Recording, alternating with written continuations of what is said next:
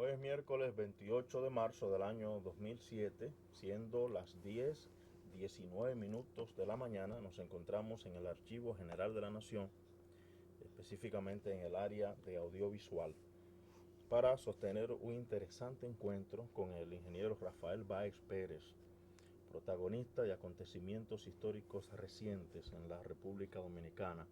Con él compartiremos sus vivencias, sus memorias, en relación a los diferentes periodos históricos en mención. Esto es dentro del marco del proyecto sobre vida cotidiana del siglo XX y las luchas revolucionarias, por el Archivo General de la Nación, Roberto Rodríguez en cámara, técnico de audiovisual, el señor Ramón Mella del área administrativa y Pedro de León, encargado interino del área de historia oral. Buenos días, señor. Gracias por venir a compartir sus vivencias con nosotros. Para que conste en grabación, por favor, repita su nombre. Rafael Cucuyo Báez Pérez, ingeniero civil. La fecha de su nacimiento. El 20 de enero del 33.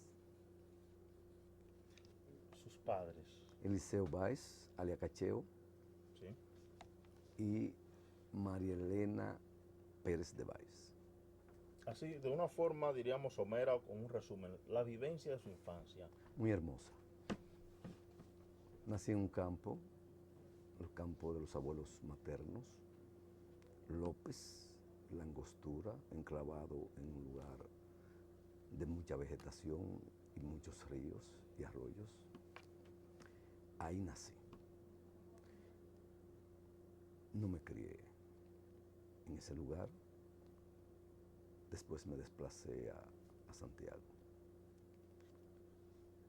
al Papayo de Santiago, donde fueron a residir mis padres. Y a los 8 meses de edad tuve también la suerte de encontrarme unos padres que no eran biológicos. Y fui a vivir con la mujer que me educó hasta que murió hace poco, a los 100 años. Rosadelia Arias, profesora durante 50 años en Santiago,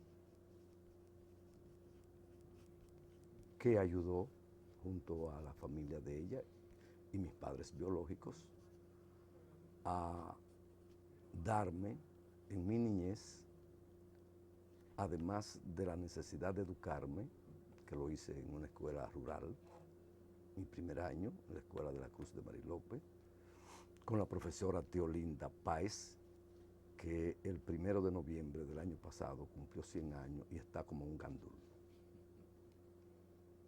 Además de la necesidad de la educación, me enseñaron una serie de valores éticos que han acompañado toda mi vida, en todo el ejercicio de la diversidad que he tenido que realizar. ¿Cuándo se inicia en las luchas revolucionarias, luchas patrióticas? En las luchas patrióticas me inicio ya un profesional, principalmente en mis años universitarios. En los años primarios hacía comentarios del régimen de Trujillo, pero era muy difícil en esa edad de los 18, 17. Era muy pequeño, todavía no había la conciencia suficiente, pero como siempre oía en mi casa dos campanas. Una de una tía que no comulgaba con la dictadura y otra que era mi madre, que era una directora de escuela y realmente por su profesión y sus funciones, pues era muy condescendiente con los dictados en el sentido educativo, y con un padre también biológico muy trujillista. Todo ese panorama que yo vi en mi crecimiento, pues anunciaba que iba a desarrollarse una chispa, y por la misma educación que me habían dado, un valor ante la coerción, ante la falta de libertad. Porque aunque era en una época muy vertical de los padres, en mi casa fueron lo suficientemente liberales para crearme una conciencia de desahogo. Entonces eso permitió que en la universidad, ya con una mayor conciencia, comenzáramos ya a pensar en la necesidad de producir cambios, porque ya llegaban a nosotros las informaciones por radios clandestinas o por algunos libros prohibidos y por comentarios con profesores y con discípulos universitarios, y comenzó a crearse una conciencia realmente, en principio, antitrujillista. Esa conciencia antitrujillista se volcó cuando en particular vinieron los héroes de junio o la raza inmortal. Ya eso volcó lo que estaba acumulado en la conciencia de nosotros, y creo que de la mayoría de los jóvenes dominicanos, hembras y varones, que cuando escuchábamos ya de manera definitiva la presencia de la raza inmortal en las lomas y en las playas, y escuchábamos la suerte que habían corrido en aras de libertar al país, creó, además de indignación en nosotros, nos daba vergüenza como dominicanos que nosotros permitiéramos que de fuera llegaran a liberarnos de la tiranía y nosotros nos mantuviéramos de manera pusilánime. Entonces eso generó en nosotros, en mí en particular, una conciencia de la necesidad de buscar a personas que, siendo mis amigos, también compartían estas ideas.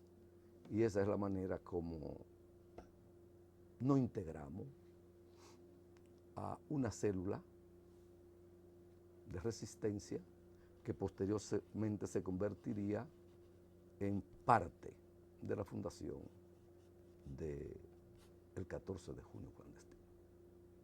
Así yo entro. ¿Quiénes componían esas células? Esa célula estaba integrada por, en ese momento, éramos todavía estudiantes de término de ingeniería. Posteriormente, Balaño ya era la arquitecta Tomasina Cabral, cariñosamente Sina.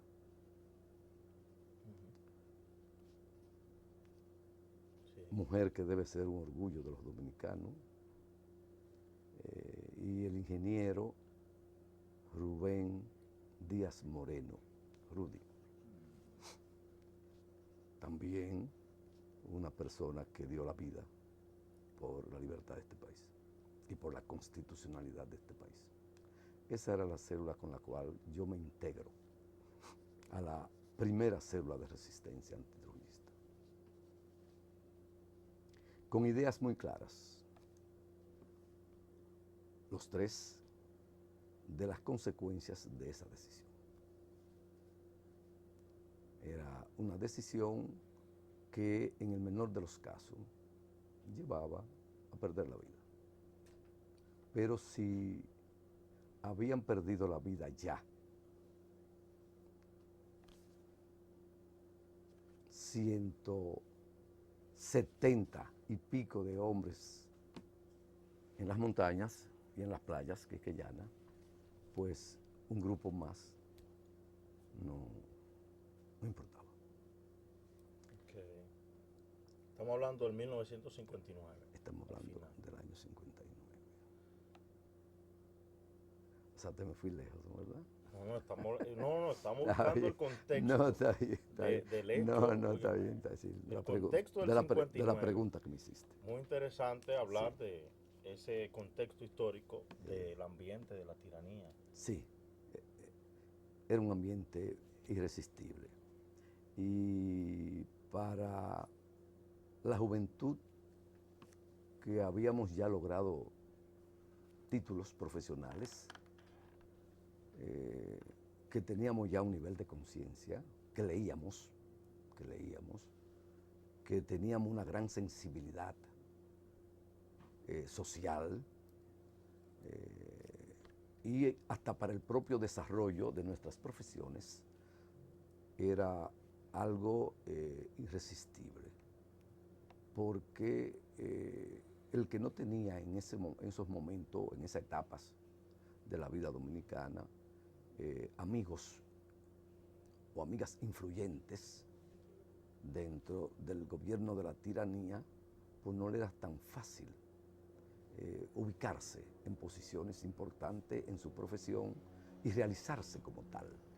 O sea, era un ambiente realmente asfixiante. Y además, ver a tantos amigos tuyos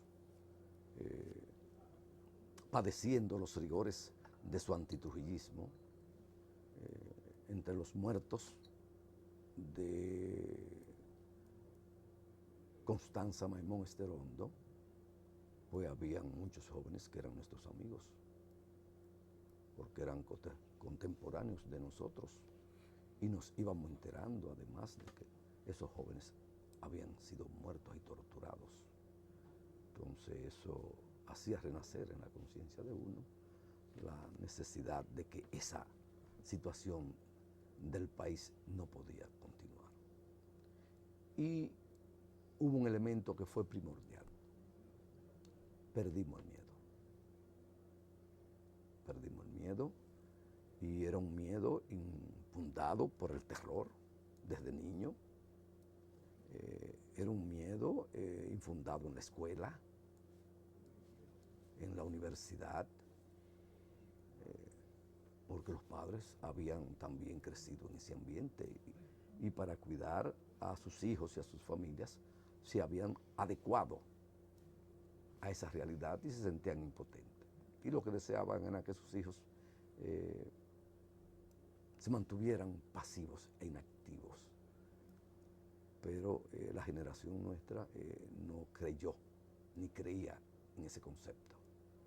Y aún con fuertes diferencias con los padres o con nuestros padres, nos abocamos realmente a terminar con ese ambiente.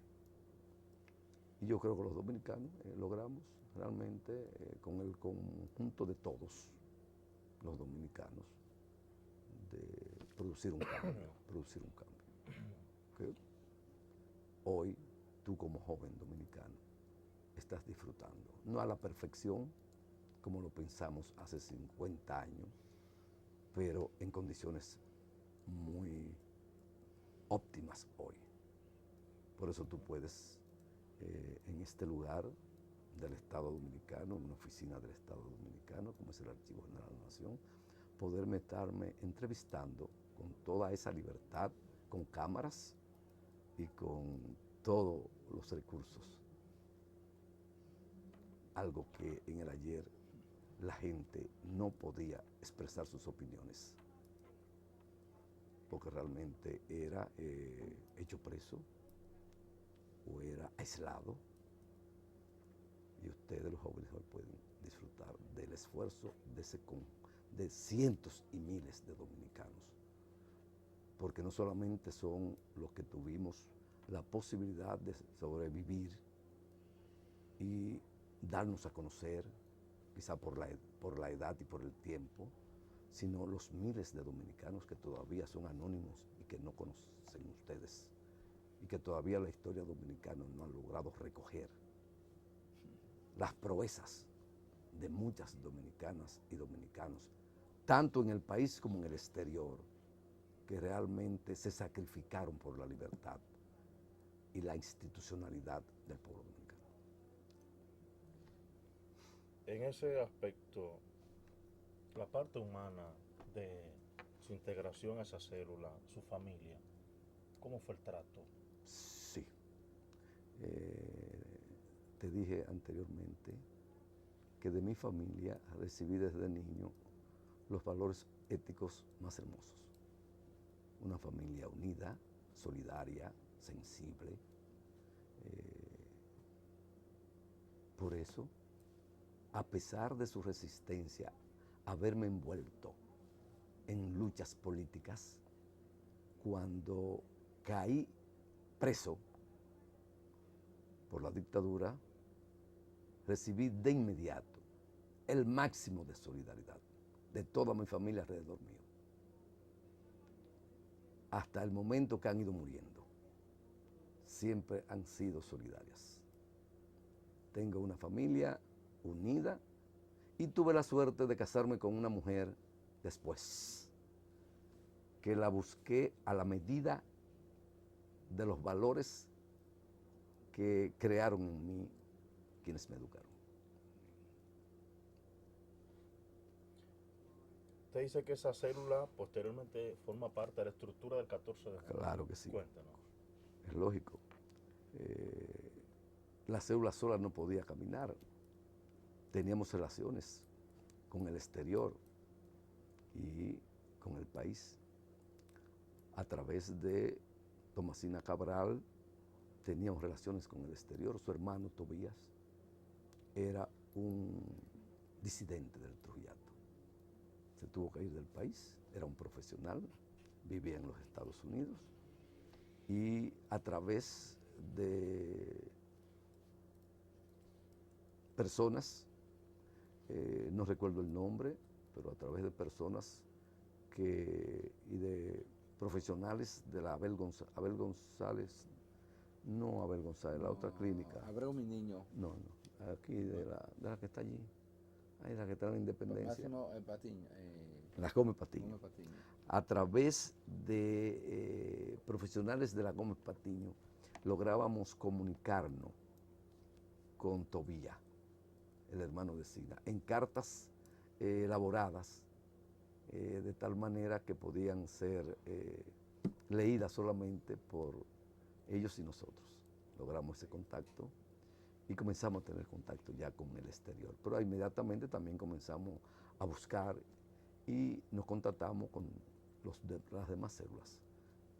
Las demás células que iban integrándose y logramos entonces insertarnos en el movimiento. Ya cuando se forja el movimiento, en enero del 60, en Mao, como ustedes conocen, en la finca de Charles Bogar, ya nosotros teníamos una representación también ahí, porque éramos parte del movimiento y ya yo estaba ubicado en Sosúa, que fui a trabajar como ingeniero en la construcción de las carreteras del norte, con José Delio Guzmán, ingeniero José Delio Guzmán. Y ahí entonces creció más la cédula, ahí integré a otros más y tenía mis funciones. El ingeniero José Delio Guzmán, que era el dueño de la empresa donde yo fui a trabajar a Sosúa. Y fui a trabajar a esa empresa por recomendación de alguien que después se convertiría en uno de los héroes en el ajusticiamiento de Trujillo, que fue por el general Juan Tomás Díaz, que era pariente nuestro. Y fue quien me recomendó para que yo trabajara. Y cuando llegué ahí, es algo que yo siempre lo señalo, como iba recomendado por el general Juan Tomás Díaz, que era el jefe del Comando Norte con asiento en La Vega. Entonces, los que eran antitrujillistas, que yo no conocía en Sosúa, creían que yo era un calía. Por la razón de que yo había sido enviado por un general, jefe del Trujillato. Entonces, pero eso se desvaneció de inmediato porque habían compañeros profesionales que estudiaron conmigo y comenzamos de una vez a integrarnos y realmente ahí forjé una gran relación política con una serie de hombres, muchos de los cuales fueron asesinados posteriormente, como el doctor Alejo Martínez de San Pedro de Macorís y Pedro Crisanti de Puerto Plata. Ambos fueron asesinados. Ambas personas de mucho afecto de mi parte y quienes también se comportaron cuando yo caí preso la primera vez solidariamente. De Crisanti puedo decirte que cuando caímos preso en el 60, venía de Sosúa a traerme un peso, o 5 pesos, 2 pesos, creo que fue una vez me trajo. Porque en esa época no había dinero. Y él venía en un motor de Sosúa a verme y a traerme. Después murió. Lo asesinaron. Murió no, lo asesinaron. Entonces ahí hubo un ambiente muy bien. Yo como joven soltero en ese lugar hice muy buena labor política y muy buena labor social. Eso permitió que yo llegara a mucha gente, incluyendo a judíos. Yo era el único soltero en ese lugar como profesional de la empresa en que trabajaba. Entonces eso te daba una serie de recursos. Entonces podía llegar a todos esos sectores de jóvenes socialmente, con un nivel económicamente bien. Entonces eso también permitió que yo ampliara las relaciones del movimiento con una serie de compañeros. De acuerdo. Algunos cayeron presos después. ¿Trabajó usted con el ingeniero Daniel Ariza Cabral? Después que yo fui hecho preso, a José Daniel Ariza también lo cogieron preso, junto con toda su brigada de topógrafo. Él era topógrafo, yo era ingeniero, él era topógrafo. A él lo cogieron preso junto con un grupo de sus trabajadores. ¿Cómo no? ¿Y fue en el mismo proceso del denominado complot de Velado que lo toman usted preso o es Sí, antes? sí, sí. Nosotros quedamos presos en enero. En enero del 60. El 20 de enero.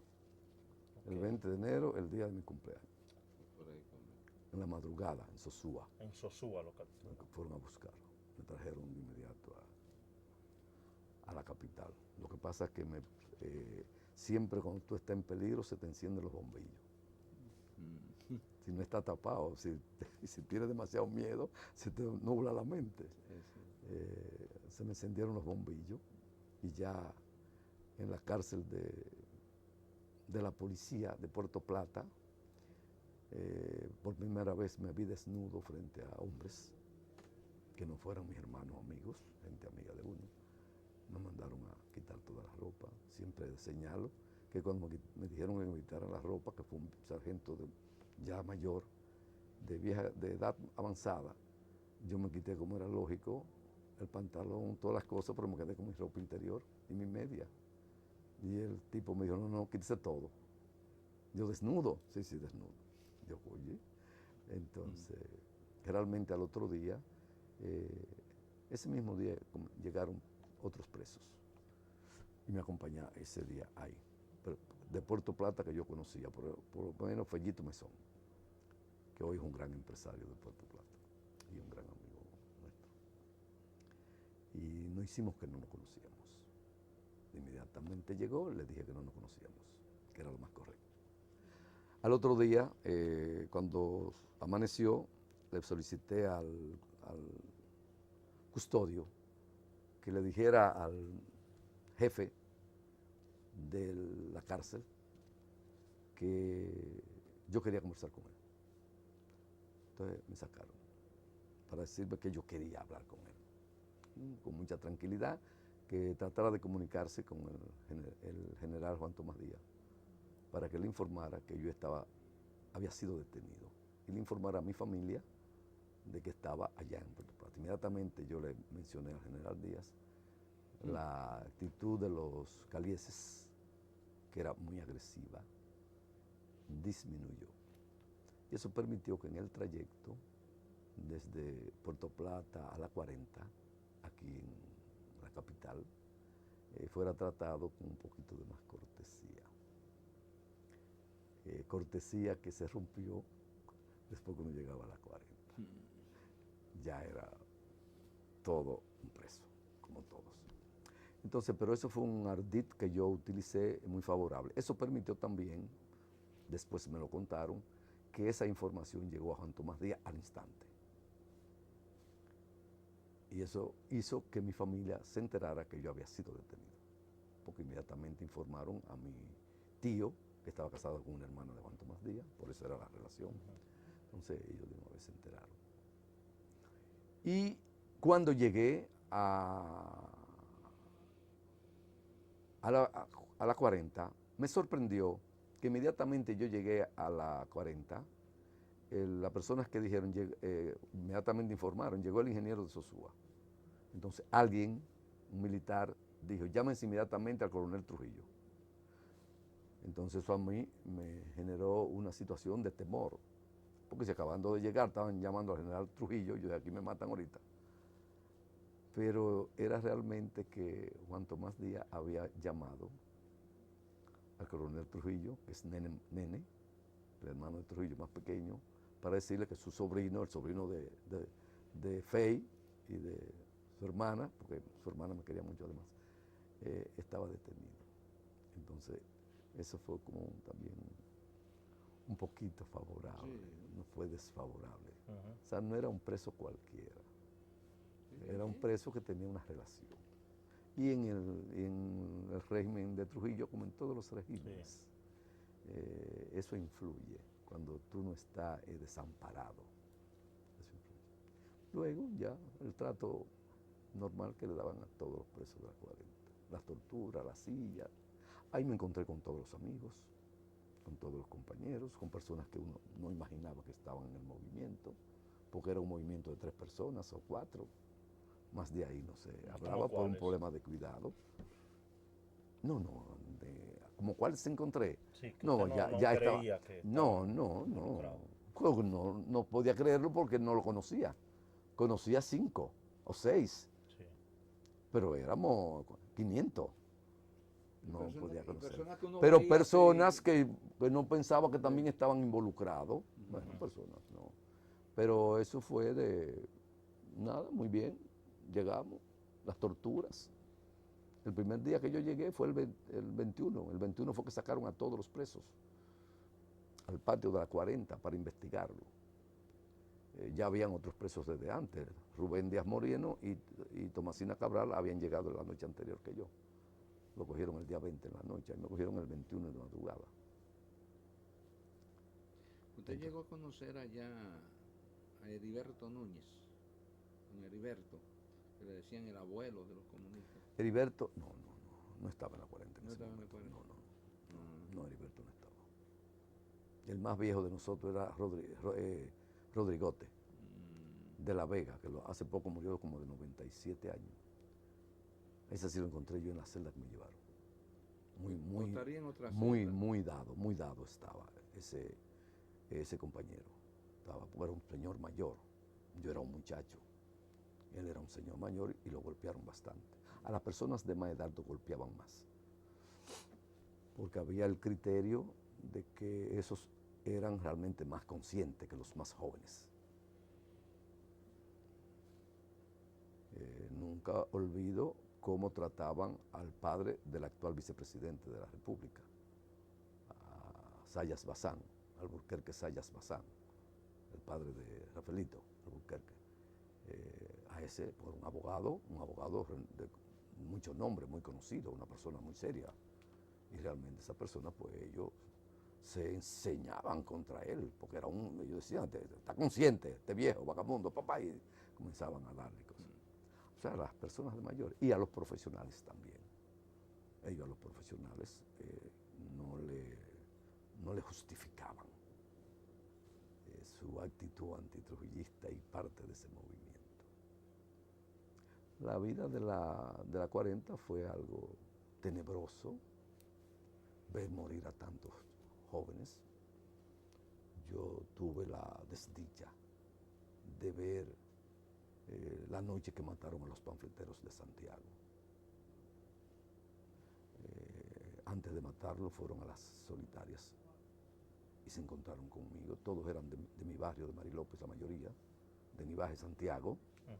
17 años, 16 y 18 lo más que tenían, cuando me vieron a despedirse de mí y que yo le mandara, que le iba a mandar a decir a mi madre, que era su maestra, porque era la directora de la escuela.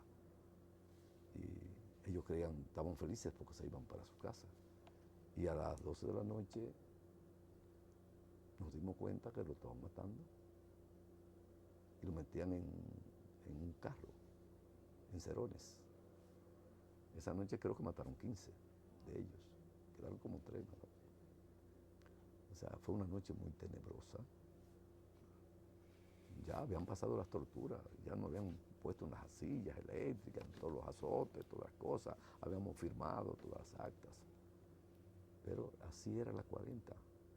Eran perros de presa, desde Johnny Avis hasta el verdugo más insignificante, incluyendo al esposo de la hija predilecta del dictador, a León Esteve, que me reconoció porque habíamos estado en los bailes sociales de Santiago. Entonces era un infierno realmente. Lo que pasa es que la juventud, cuando está en un infierno como ese de la 40, imbuido de esos ideales de libertad y de un deber patrio, realmente se resiste bien a todas las cosas, que es lo más importante. Después uno lo ve con tanta tranquilidad, como ahora uno lo ve, con toda esa tranquilidad que pasan los años, pero recordando ese holocausto, y en posiciones firmes desde las posibilidades nuestras para que algo así no acontezca. No aquí, en ningún país. Yo creo que aquí no va a acontecer nunca más, porque es un país que ha aprendido a saborear la democracia y la libertad. Creo que esas son una de las mejores enseñanzas de esa época y una de las consecuencias más importantes del justiciamiento de Trujillo y de las luchas que se han desarrollado en Santo Domingo por la libertad, la justicia, la equidad, etc. Por eso todos los que han muerto, los que estamos vivos y los familiares de los que han muerto, realmente deben sentirse orgullosos de lo que se ha logrado en Santo Domingo. No lo que queríamos, pero parte de lo que queríamos. Sí. Porque la vida es así, es gradual, va produciéndose las transformaciones graduales. Son procesos. Y más el nuestro, que ha sido un proceso político y a veces con algunas actividades militares, pero han sido muy reducidas, a excepción de otras que han sido bien amplias. Cucuyo, hay algo muy importante en esto. Fíjate, a ti no te choca emocionalmente la parte de que en todos estos casos que se sucedieron, gran parte de todos esos torturadores, criminales, han muerto tranquilamente sin que nadie le haga nada, ¿no? O sea que no hubo realmente una justicia, ¿no?, por tantas maldades, ¿no?, y tantos crímenes. Porque en nuestro país el cambio de la tiranía a la libertad no se produce como un proceso revolucionario. No es un proceso revolucionario de transformaciones plenas. Lo que se produce es la vuelta a la institucionalidad, pero bajo control de muchos de los que estuvieron cerca de Trujillo y en su conciencia tenían una visión del Estado y de las instituciones. Y los que sufrimos las consecuencias de las torturas, la mayoría éramos además normados por el concepto religioso de no matar.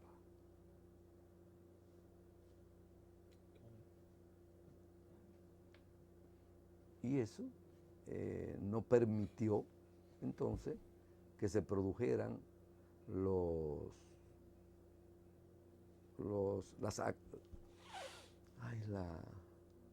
las penalizaciones realmente que se correspondían con la maldad que habían hecho. Pero además, el pueblo dominicano es un pueblo sano, solidario. Los mismos torturadores que se dio la dictadura y lo que posteriormente tuvo el Balaguerato, los 12 años del Balaguerato, ustedes pueden, si buscan los nombres, casi siempre eran los mismos, porque quienes iban a cumplir esas funciones salían de los campos la mayoría de las veces. Y los campesinos son los que más acatan ese concepto de no matar. Lo que pasa era que a esos torturadores eran hombres deformados, que la tiranía contribuía a deformar aún más. Y por eso casi siempre eran los mismos torturadores. Porque los dominicanos no dan para las torturas, no tenemos esa educación de tortura, como otros pueblos quizás, que han vivido situaciones muy diferentes. Entonces por eso es que realmente no se da esa situación y todavía hay personeros del Trujillato que han muerto todos en su cama, tranquilo. Ahí está Peña Rivera, en el exterior, jefe del CIN en Santiago, y quien tuvo que ver con una participación directa con la muerte de las mariposas de Salcedo. Ahí está León Esteve, que ahora es un diácono de la Iglesia Católica. O sea, entonces son los casos que se dan, y así como ellos están varios de esos niveles. Pero fíjese qué casualidad, es diácono en la iglesia del padre Marcial Silva, que fue de los conspiradores para el golpe de Estado con Don Juan. Bueno. Fíjate qué casualidad. Sí. Después yo te voy a decir algo sobre eso. Está bien. Bueno, siempre las personas conservadoras se juntan en los diferentes espacios, porque hay alguna forma, hay algo normativo en su conducta. O sea, la conducta de un hombre o de una mujer viene como resultado de una formación de la infancia que se va condicionando después y realmente va formando la personalidad de la gente. Y esos son los elementos de por qué entonces esas personas pueden convertirse en torturadores de otros hombres u otras mujeres. Estamos hablando de hombres que torturaban a las mujeres. Tomasina Cabral fue torturada. Una joven de 22 años, profesional, con mayor dignidad que todos los que estaban presos, desnudada frente a todos los que estábamos ahí. Y para nosotros era una virgen que nos influía respeto. Entonces, y eso estaba en el espacio de un lugar de investigación y de tortura. O sea, es difícil, pero tiene sus raíces en las formaciones de la gente. Por eso los torturadores, y les reitero, siempre son en los cuerpos policiales o de investigación o políticas, de policía política, un grupo reducido, porque los otros no se prestan a eso, salvo cuando la muerte de la raza inmortal en la Fuerza Aérea,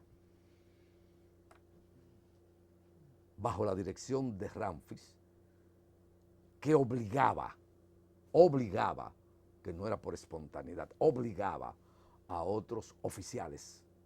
Y cadetes, tengo entendido. Oficiales y cadetes a maltratar a los prisioneros políticos del régimen. pero era obligado. Nosotros vimos en la 40 a militares golpear y torturar a sus familias, que eran nuestros compañeros, para que la jerarquía de Radamés Trujillo presente pudiese observar su plena solidaridad frente a ellos. Eso lo da realmente la incapacidad del hombre para desarrollarse independientemente y subordinarse a las funciones transitorias de una institución, cual que sea. Sí. Ingeniero, su relación con Manolo. La relación con Manolo fue una relación muy hermosa. No fuimos amigos desde siempre. Nos conocimos en el movimiento. Nos conocimos en el movimiento. Nos vimos cuando nos trasladamos de la 40 a la Victoria. Ya tenía las referencias de él, porque yo lo conocía por referencia como líder. Ya en la 40 él era el líder realmente del movimiento. Y era el líder del movimiento, pues fue junto a Minerva, sus principales fundadores. Y ya en la 40 él fue uno de los prisioneros de más altivez, y con quien tenía mayor relaciones el movimiento. Él tenía una mayor relación porque se había ido reuniendo con la mayoría de las células en diferentes pueblos. Entonces ya él realmente ya se perfiló como el líder. Y frente a las torturas se confirmó como tal por su actitud de dignidad frente a los torturadores. Entonces nos conocemos ahí en la Victoria, en la 40, cuando nos trasladan a la Victoria. Fuimos a la Victoria a una misma solitaria, tanto él como Leandro Guzmán y 17 compañeros más nos entraron en una de las solitarias de la Victoria. Ahí pudimos conversar. La amistad que se generaba en esos momentos era una amistad y una hermandad entrañable que ni partidarismo, ni ideología, ni nada personal revierte, permanece para siempre. Tuvimos 2 días, porque al otro día él lo sacaron de nuestra celda. A él y a Leandro lo llevaron a otro solitario y lo aislaron.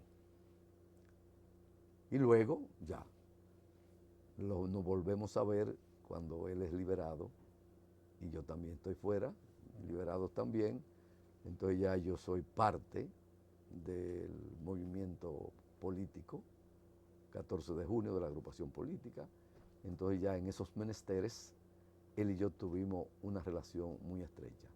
Siempre conservo que antes de él entrar a la clandestinidad, después del golpe de Estado del 25 de septiembre, yo le había preparado un programa, digo yo porque yo era el responsable de la comisión de organización del distrito, del 14 de junio, ya legal, y le había preparado una serie de programas para que él fuera a reunirse en los barrios con la gente del pueblo, porque yo apreciaba que le hacía falta ese contacto con la gente de los barrios populares.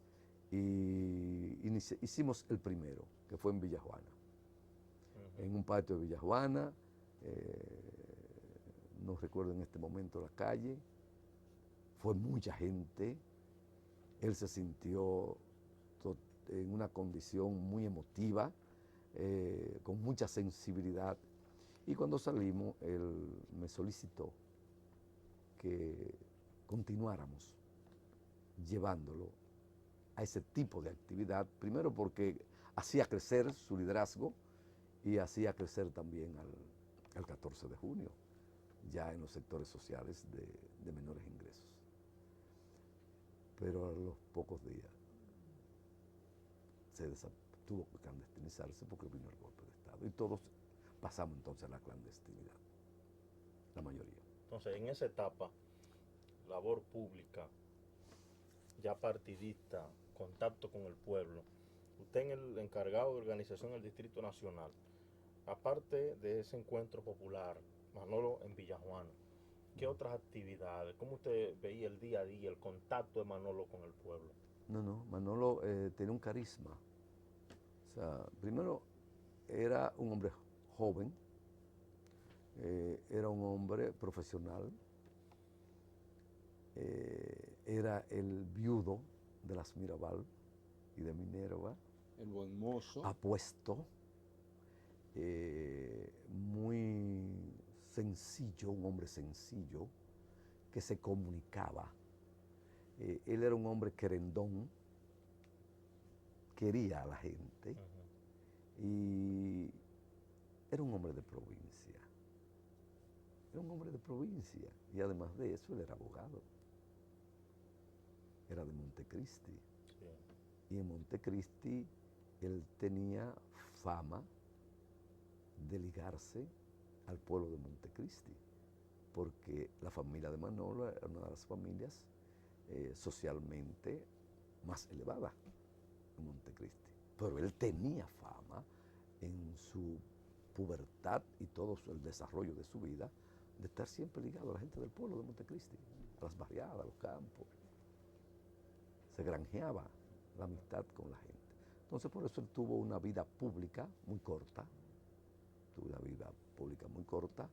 de llegar a la gente. Y en todas las manifestaciones que se hicieron, que organizamos, en todos los contactos que él hacía, pues crecía su liderazgo. Además, estaba llevando ideas nuevas. Recuerda que el programa que levantábamos era el del Movimiento de Liberación Nacional que trajeron los hombres de la raza inmortal, donde la democracia, la equidad, la justicia, las tierras para los campesinos, eran elementos. Además, estaba desbordada la juventud, nuestra generación estaba desbordada en el 14 de junio. Era la esperanza del país en ese momento. Entonces, todo eso permitieron que Manolo creciera en su liderazgo. Sí. Sobre ese famoso discurso de Manolo, 14 de junio de 1962.